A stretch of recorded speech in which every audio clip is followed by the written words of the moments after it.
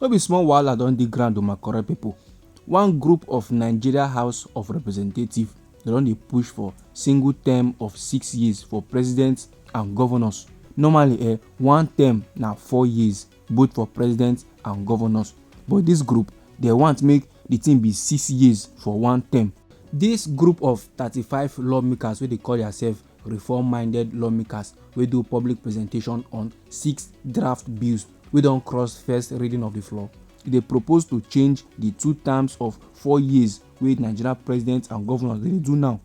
One man wey im name na Ikenga Ogochinyere na im dey represent Idato Federal Constituency for inside Imo State, Southeast Nigeria, and he na co-sponsor of the bills. Im come dey talk on behalf of the reform-minded lawmakers during the presentation to Tori pipo. Im say the aim of the bills na to redefine and redesign the political landscape of the country on different matters wey include governance, economic restructuring, security, justice sector reform plus other social bills wey the group say dey target national unity. Dem say as part of their governance and political restructure, say they wan reform the constitution and they wan still amend the electoral act for areas wey concern president, state governors, local government chairmen, political plus state assembly. No be small koko my correct pipo. The reformers now dey propose for the amendment of the 1999 constitution of the Federal Republic of Nigeria wey don undergo several amendments to create single term of 6 years for president and state governors. And e no finish there my correct pipo. Dem also want make the 6 geopolitical zones dey recognized and make dem create rotation of office of the president plus governors and local government chairmen among the regions and zones.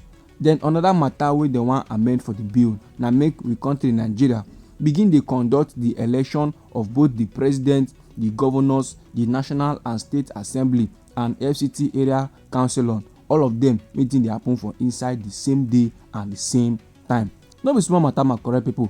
These 6 draft bills now e dey among the 50 bills wey the group of 36 House of Rep members dey try push for the floor of the house. Now after hearing this informate, I know say wetin go dey for the mind of country pipo na wetin these men aim to achieve, wetin these men now put for mind say they wan get out of all these things. So okay fine, they don tell us the merit wey dey involved. They say make all the election happen for inside one day, say this and that go happen, but wetin be their motive? Now I wan yarn you now my correct pipo. You know say the lawmakers they come dey yarn say the koko of the matter wey make them dey push this bill na to help the country survive many katakata wey e dey face, like disunity, weak institutions, insecurity, weak healthcare plus including other matter dem. And as for the matter of election of the president, governors, national and state assembly plus FCT area council elections wey dem want make it occur the same day and the same time, Oga Ogochinyere and im group come dey yarn say instead of to dey waste money dey go from one election to another, from one Saturday to another, the country go gain more if dem do all the election inside one day. The advantage be say more voters now go come show up for the election day and e go get high attention of voters. And once they announce fake results for the lower level of the election, the accreditation go remain the same and e no go change by the time e reach the presidency. So according to the reform-minded lawmakers, they say the single day election, that is if dem do all the elections for inside one day, e go save money, e go bring more participation and e go make am get more credibility. Now make I yarn you another legit my correct pipo. You know say for many years now, this our country Nigeria e don do plenty reform conference dem. Some of the ones wey popular leaders and lawmakers for the country bin do na the UI's electoral reform, Ken Nnamani electoral reform, Udoji Public Service Review Commission and National Conference wey our former president wey be Goodluck Jonathan bin do. Now Ogochinyere come dey yarn say time don reach for them to adopt some of the recommendation of the reforms wey still fit today reality. So na so the matter be like my country pipo. I know say many of us now we get plenty questions for our mind wey we wan ask, but we no know who we go ask and give.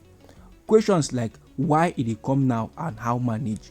Now we be say country pipo sef don even tire for the administration of our current president wey be Bola Ahmed Tinubu, because as the things and things wey im don implement just kukuma put country people for inside one chance, so everybody don kukuma tire. They no come like how things dey go again. And before we know it, one group of the Nigeria House of Representatives, this group of 35 lawmakers wey dey call themselves reform-minded lawmakers, don dey push for single term to be 6 years.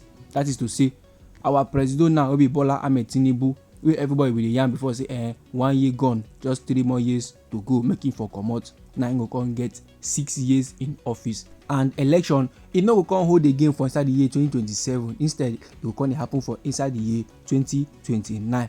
Now this informate, if we check am somehow, e be like say na set up, e be like say na plan work, because our president wey be Bola Ahmed Tinubu, as he enter, the kind things wey him dey do, e dey surprise country people. Our current president wey be Bola Ahmed Tinubu just dey do things wey be say nobody just expect.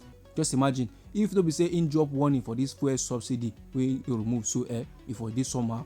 Now the fluctuation of naira na something wey be say e come unexpected.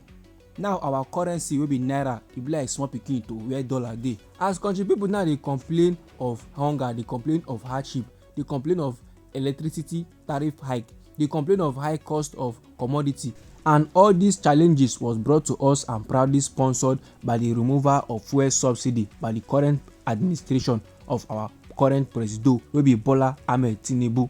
We come to say this man, he don get one mad idea, as in don get one ogbonge idea wey be say e go remove tears for countrymen in the eye, come replace am with happiness, only for him to come outside come dey reintroduce Nigeria We Hail Thee as a new national anthem. Na why plenty people for inside we country Nigeria, they don tire for our current president wey be Bola Ahmed Tinubu, and na why this thing now wey this group now come outside come dey yarn say they wan do things and things wey go make one tenure wey be 4 years turn to 6 years. E just be like setup.